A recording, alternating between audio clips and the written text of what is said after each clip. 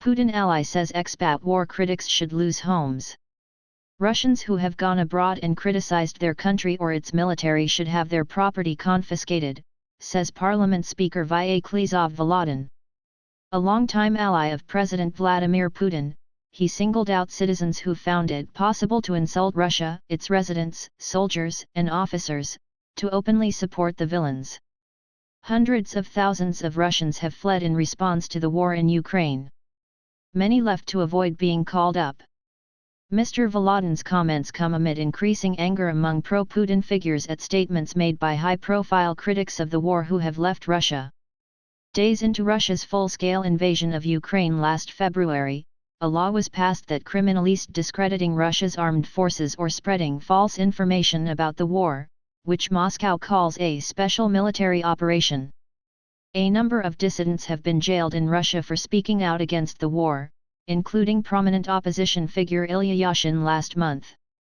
https://www.bbc.co.uk/news/world-europe 639153001. One of President Putin's biggest cheerleaders, ex-President Dmitry Medvedev, who sits on the Russian Security Council, said in recent days that there were special rules in wartime for traitors who wish their fatherland to perish. His comments came after Russian actor Artur Smolyaninov told exiled newspaper Novaya Gazeta that if he had to take part in the war it would be on Ukraine's side, not Russia's.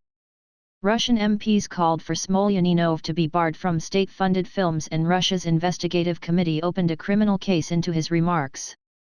MPs were also infuriated when singer Valery Melets appeared to wish glory to Ukrainians in a New Year concert in Dubai, prompting some calls for his citizenship to be rescinded. Melets said later that all he wished for was for the conflict to stop. Mr. Volodin has played an important role in the Putin presidency and was considered the brains behind his election campaign in 2011. In his post on the social messaging site Telegram, the Speaker of the lower house of Parliament said it was clear that existing measures to counter insulting remarks were insufficient, and should be treated as calls for extremism.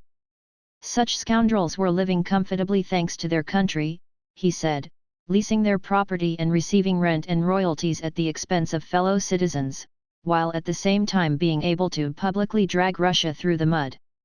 His proposal to confiscate property was backed by a senior Russian senator, Andrei Klishas, who heads the upper house of Parliament's Committee on Constitutional Legislation.